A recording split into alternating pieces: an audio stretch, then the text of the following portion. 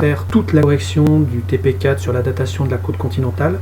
Je vais juste faire une petite vidéo pour vous expliquer comment, grâce au tableur, on a pu réaliser, je dirais, les deux parties plus concrètes de ce TP.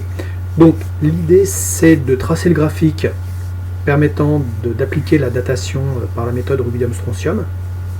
Et une fois qu'on obtient ce graphique, on détermine la courbe de tendance de ce graphique, l'équation de cette courbe de tendance, et on peut avoir ainsi la pente A qui nous permet ensuite de calculer l'âge de la roche en utilisant la formule T égale ln de A plus 1 divisé par lambda. Donc si je viens ici sur le tableur, donc on va zoomer un petit peu, donc je sélectionne mes données et je demande au logiciel de me tracer le graphique. Donc je vais avoir un graphique en nuage de points, en XY dispersion, mais par défaut le logiciel va utiliser chaque colonne comme une valeur Y. Donc c'est pas du tout ce qui nous intéresse. Nous on veut avoir le rubidium 87 en abscisse et le strontium 87 en ordonnée. Donc je viens de supprimer donc les valeurs pour le rubidium 87 et ces valeurs je vais les mettre en valeur de X pour le graphique, pour les données du strontium 87. Donc je sélectionne les données et uniquement les données, je ne prends pas l'en-tête puisque ça ne me sert à rien et ça risque d'induire en erreur le logiciel. Donc je clique sur suivant, je mets aucune information puisque ça ne m'intéresse pas de mettre un titre à ce graphique, en tout cas pas dans l'immédiat, j'y reviendrai après éventuellement. Donc je déplace un petit peu mon diagramme s'il veut bien. Alors, je vais le désélectionner, voilà, je vais le resélectionner pour pouvoir le déplacer, pour avoir accès aux données qui sont juste derrière. Voilà. Donc je sélectionne, je prends un des points de mon graphique, alors je sélectionne mon graphique, pardon, et voilà, je sélectionne un des points, ça va me permettre de sélectionner toute la courbe, et je vais mettre insérer une courbe de tendance.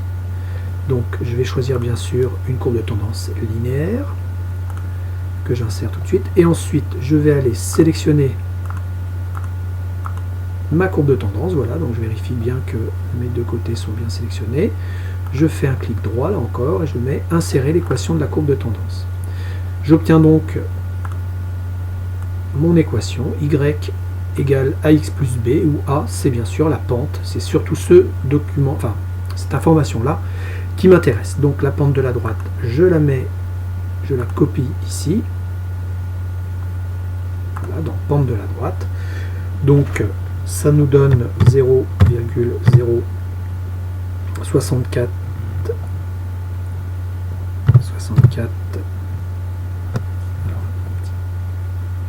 tranquille, ça m'a pas mis, ça m'a mis, voilà, donc 0,064 264, voilà.